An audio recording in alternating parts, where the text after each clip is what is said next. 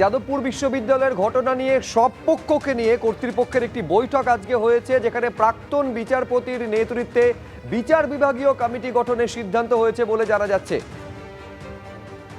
এটা দেখতে পাচ্ছেন যখন যাদবপুর বিশ্ববিদ্যালয়ের বৈঠকের পরে উপাচার্য যখন বেরিয়ে আসছেন। আমি বিস্তারিত জানবো, অনির্বাণ বিশ্বাস আমাদের প্রতিনিধি রয়েছেন। অনির্বাণ। শুভজিৎ, তোমাকে জানিয়ে রাখি যে আজকে যাদবপুর বিশ্ববিদ্যালয়ের যে পরিস্থিতি, সেই পরিস্থিতি নিয়ে কিন্তু সমস্ত পক্ষকে নিয়ে আজ কিন্তু বিশ্ববিদ্যালয় কর্তৃপক্ষ তারা একটি অল স্টেক হোল্ডার মিটিং ডেকেছিল এবং সেই মিটিংয়ে কিন্তু বিভিন্ন ছাত্র সংগঠনের যেমন প্রতিনিধিরা ছিলেন, তেমন কিন্তু বিভিন্ন অধ্যাপক সংগঠন তারাও কিন্তু উপস্থিত ছিলেন। সেই বৈঠক কিন্তু চলাকালীন আচমকা কিন্তু যিনি ভিসি রয়েছেন তিনি কিন্তু বলেন যে তার শরীর একটু অসুস্থ লাগছে, তিনি কিন্তু বাইরে বেরিয়ে আসেন এবং তারপরই যেটা অভিযোগ যে তিনি তাকে দেখা যায়, আমরা দেখতে পাই ক্যামেরায় ধরাও পড়েছে সেই ছবি, যে তিনি কিন্তু কার্যত খোঁড়াতে খোঁড়াতে বেরিয়ে আসছেন এবং তাকে কিন্তু চারদিক থেকে বিশ্ববিদ্যালয়ের যে নিরাপত্তা রক্ষীরা রয়েছেন তাকে ঘিরে রয়েছেন। এমনকি তিনি যখন তিনি গাড়িতে ওঠেন এবং দেখে মনেই হচ্ছিল যে তিনি আহত হয়েছেন। পরবর্তী সময় কিন্তু ছাত্ররা জানান যে তিনি ভিসি যখন নিজেকে অসুস্থ বলে বাইরে আসেন এবং তিনি কিন্তু আচমকাই পড়ে যান এবং পড়ে যাওয়ার পর তিনি গাড়িতে উঠে বেরিয়ে যান। কিন্তু আজকের যে বৈঠক, অল স্টেক হোল্ডার যে বৈঠক ছিল, সেই বৈঠক কিন্তু অসমাপ্ত অবস্থায় রয়েছে। তবে একটা বিষয় জানিয়ে রাখি যে 27 তারিখ ইতিমধ্যে কিন্তু যাদবপুর বিশ্ববিদ্যালয়ের তরফে একটি প্রাক্তন বিচারপতিকে দিয়ে একটি বিচার বিভাগীয় তদন্তের কিন্তু একটা সম্ভাবনা রয়েছে, কমিটি তৈরি করা হচ্ছে এবং সেই প্রাক্তন বিচারপতির যে কমিটি, সেই কমিটি কিন্তু তদন্ত করে দেখবে এবং ইতিমধ্যে কিন্তু একজন বিচারপতিকে ইতিমধ্যে তার সঙ্গে কথা বলে নিশ্চিত করা হয়েছে তিনি কিন্তু তদন্তভার নেবেন।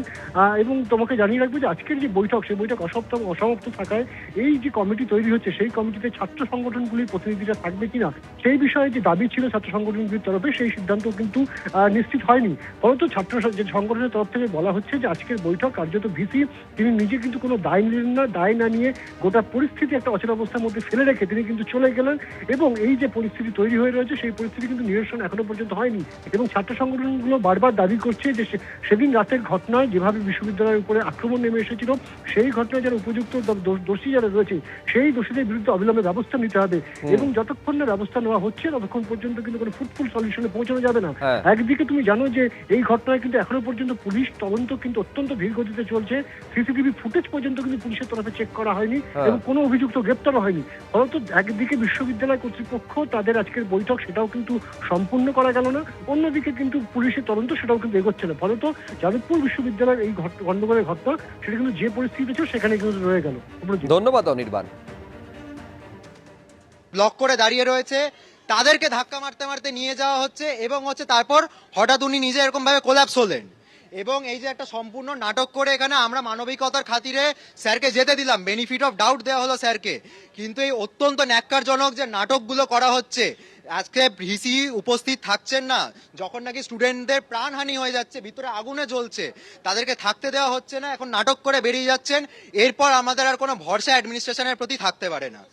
ওনার গার্ডরা ধাক্কা মারছেন, স্টুডেন্টদেরকে ধাক্কা মারতে মারতে সামনে দিয়ে নিয়ে যাচ্ছেন, পিছনে ভিসি তারপর নিজে হঠাৎ করে নিজে থেকে পড়ে যাচ্ছেন, সম্পূর্ণ নিজে পড়লেন।